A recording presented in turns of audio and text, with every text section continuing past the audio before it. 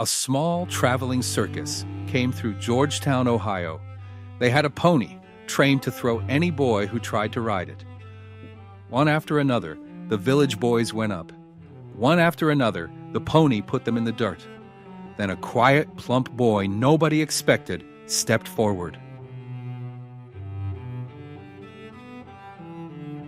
I'm Robert Corbett, curator of the Living Archive.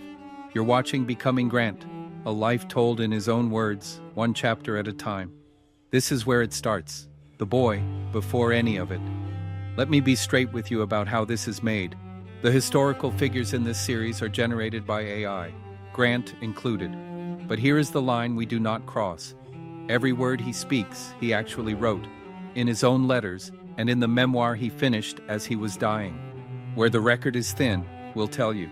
Where the people who knew him disagree, and they do, we'll show you both sides and let you decide. Now, let's begin where he began.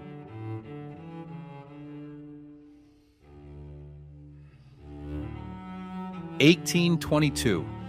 Ohio had been a state for 19 years. The country reached to the Mississippi and not much past it. Out here, on the north bank of the Ohio River, the towns were a generation old. The roads were mud, and a family's standing was measured in land cleared and work done. This is the world a boy named Hiram Ulysses Grant was born into, and the world he spent 17 years trying, quietly, to find a way out of. 2 years before Grant was born, the country had already shown where its deepest fault line ran. The Missouri Compromise of 1820 drew an actual line across the map. Slavery allowed below it, forbidden above. A bargain to keep the peace between slave states and free. It held for a generation.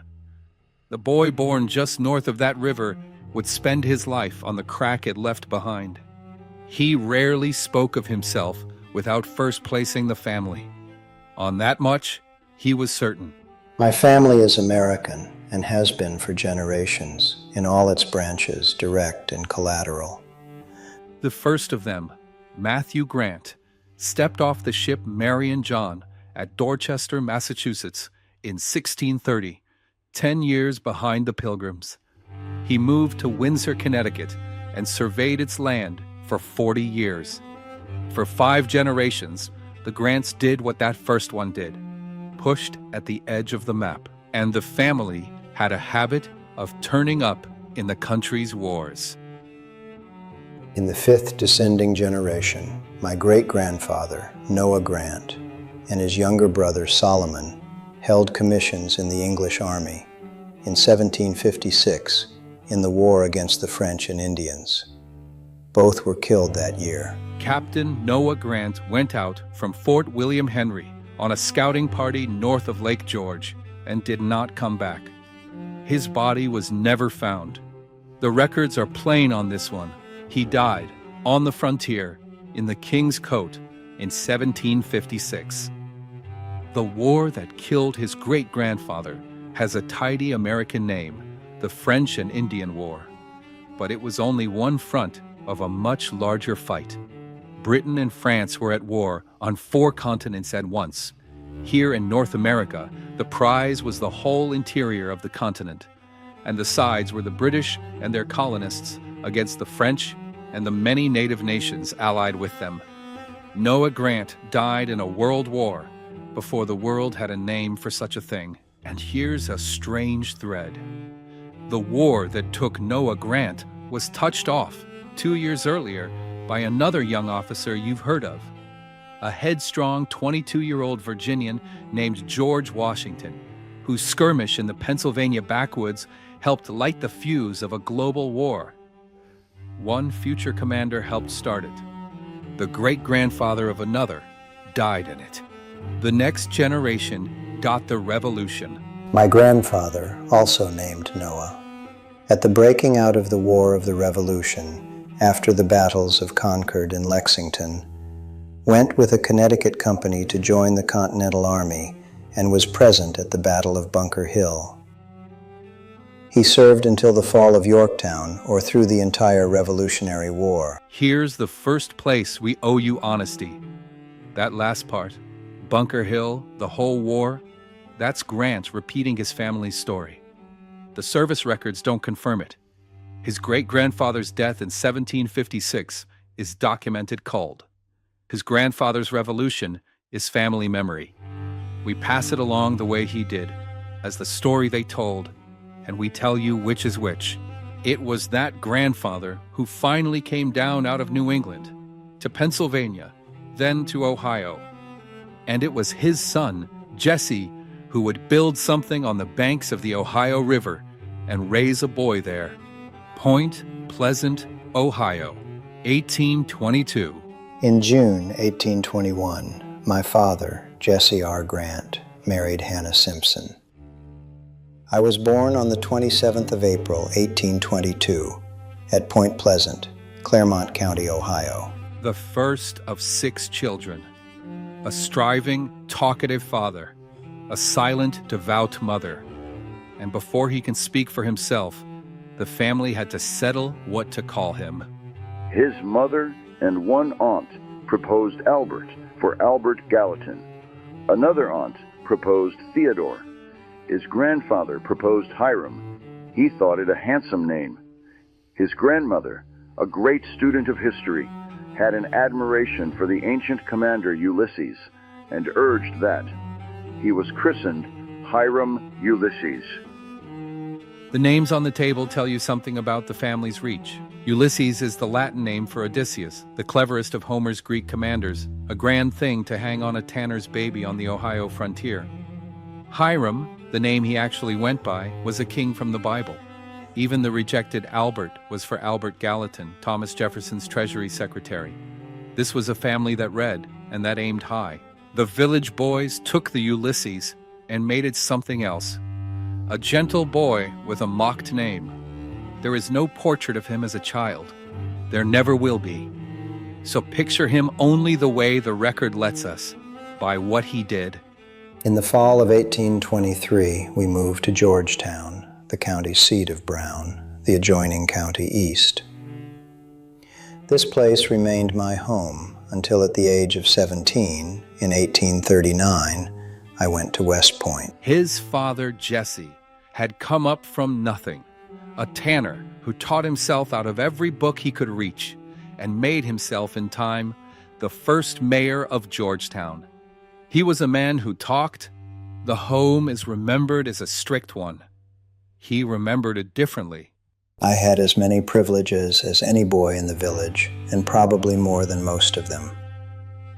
I have no recollection of ever having been punished at home, either by scolding or by the rod. But at school the case was different. The rod was freely used there. I can see John D. White, the school teacher now, with his long beach switch always in his hand. A house with no scolding and a schoolroom with a bundle of switches used up in a day. He bore the second the way he bore most things, without complaint and without forgetting. The family trade was leather, and a tannery in 1830 was not a gentle place. Skinned carcasses, hides scraped of flesh and hair with knives, vats of lime and stinging liquor, bark ground to powder. The smell reached the whole town. It's hard now to picture how central and how foul this work was. Before rubber and plastic, leather was everything. Shoes, harness, belts, buckets, the drive belts that turned machines. And making it could take the better part of a year, a hide soaking in lime, in ground bark, and at one stage in a slurry of animal dung. The smell never fully left a tannery, or the people who worked one. The father's trade fell to the son. He worked it as a boy, and never hid what he thought of it. I detested the trade, preferring almost any other labor. But I was fond of agriculture, and of all employment in which horses were used. Work in the tannery was something Ulysses never fancied. When I said we should have to go to grinding bark, he would get up without a word and start straight for the village to find a load to haul and hire a boy to grind the bark in his place. One day I sent him into the beam room. He worked, but he told me, "This tanning is not the kind of work I like. I'll work at it if you wish me to until I am 21. But you may depend upon it, I'll never work a day at it after that." The trade came to Jesse in a place that matters. As a young man, before Ulysses was born, he learned tanning in the household of a man named Owen Brown in Hudson, Ohio, and it was under that roof that Jesse formed a lifelong hatred of slavery. Owen Brown had a son named John. 20 years later, John Brown would try to strike slavery down with a rifle at Harper's Ferry. The father of the general who would win the Civil War learned his trade and his politics in the tannery of the family whose son helped light its fuse. He kept that promise to the day. The boy who couldn't stand the blood of the tannery would carry that flinch his whole life, even one day on a battlefield. But that is a long way off. Here, he simply found other work, better work with horses. When about 11 years old, I was strong enough to hold a plow. From that age until 17, I did all the work done with horses. No objection to rational enjoyments such as fishing, going to the creek a mile away to swim in summer, skating on the ice in winter. They said he could do anything with a horse, even as a boy. I saw a very fine saddle horse, which I rather coveted. Mr. Payne said he did not know that his horse had ever had a collar on. It was soon evident that the horse had never worn harness before, but he showed no viciousness, and I expressed a confidence that I could manage him. On the road home, the horse bolted twice, the second time toward an embankment 20 feet deep. He stopped it on the very brink. His companion climbed onto a freight wagon and left him there. And the boy, alone, 70 miles from home, solved it.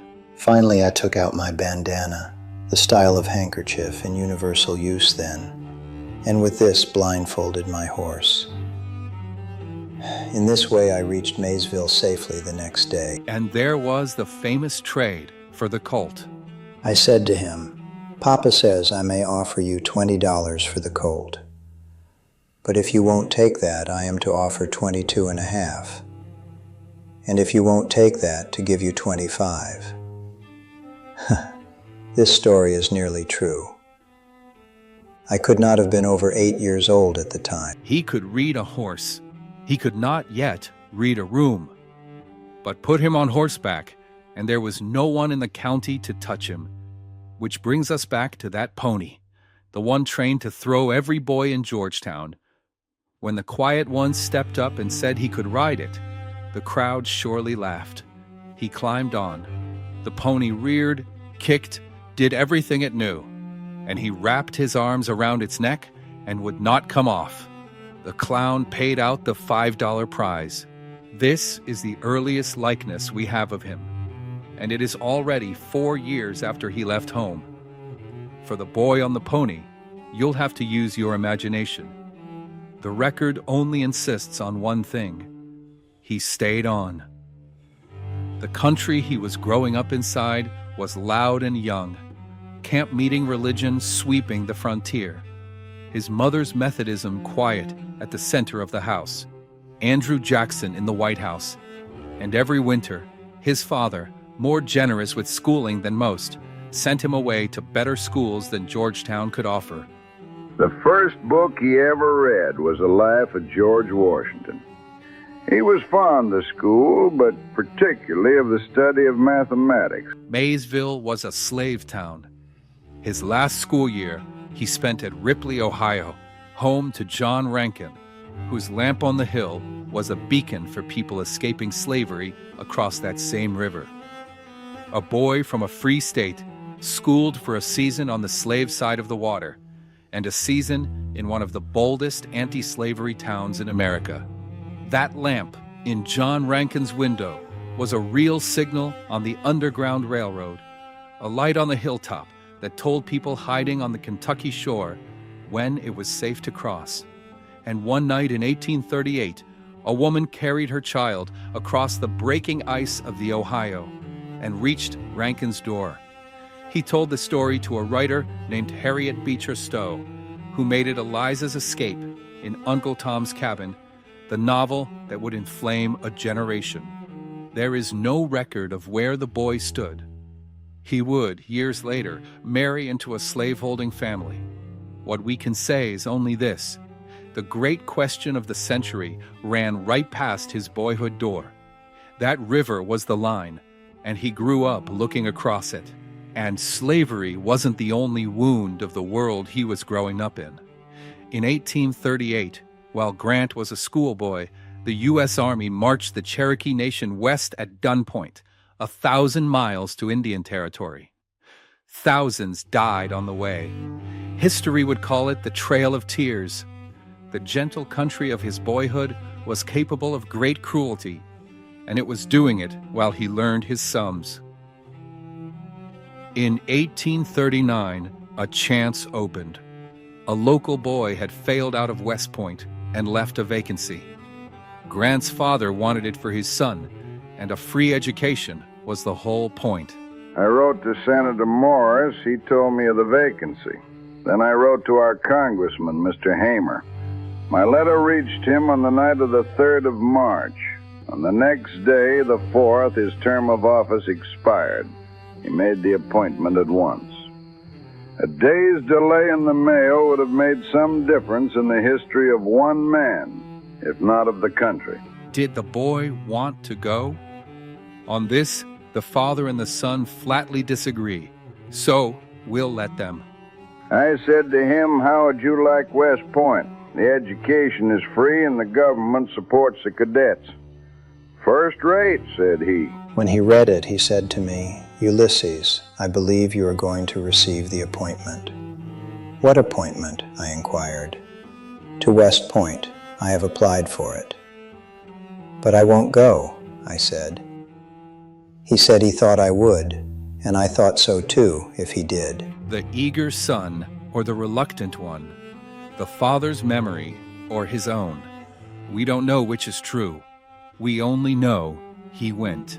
It was the first real journey of his life, by steamboat, by canal, and then, for the first time, by railroad. We traveled at least 18 miles an hour when at full speed. This seemed like annihilating space. When Grant marveled that the train annihilated space, he wasn't reaching for a phrase. For the whole of human history until almost that exact moment, the fastest a person could travel was a galloping horse. Grant, at 17, was in the first generation of human beings ever to go faster. I stopped 5 days in Philadelphia, saw about every street in the city, attended the theater, visited Girard College, and got reprimanded from home afterwards for dallying by the way so long. And there was something in that city he could not have missed. The spring before he arrived, a Philadelphia mob had burned Pennsylvania Hall, a brand new meeting house built by abolitionists, to the ground 3 days after it opened. The argument that had run past his boyhood door was running through the streets of the biggest city he had ever seen. From Philadelphia on to New York, the largest city in the country, and the last stop before the river that would hold him. At the end of May 1839, the boy from Georgetown reported to West Point under a name that wasn't even his. The congressman, Hamer, had guessed wrong and written him down as Ulysses S. Grant. He tried to correct it. It was already too late. The name stuck. So did everything that came with it. That clerk's mistake had a long tail. At West Point, his new initials, U.S., earned him a nickname. The other cadets started calling him Uncle Sam, and then just Sam. Hiram, the tanner's son from Georgetown, would be Sam Brant to his Army friends for the rest of his life. The name a stranger gave him by accident, became the man. A military life had no charms for me, and I had not the faintest idea of staying in the Army, even if I should be graduated, which I did not expect. And that's where we'll leave him, 17 years old, on a train he half wanted to be on, carrying a name a clerk invented, and behind him 200 years of men who fought America's wars whether they meant to or not. He goes east, a boy who is gentle, who can't bear the sight of blood, who would rather break a horse than fight another boy. For what the country eventually asked of this boy is almost impossible to believe. In the next episode, we follow him to West Point. Thank you for spending this time with us. And if you'd like to see the rest of his life unfold, please like and subscribe.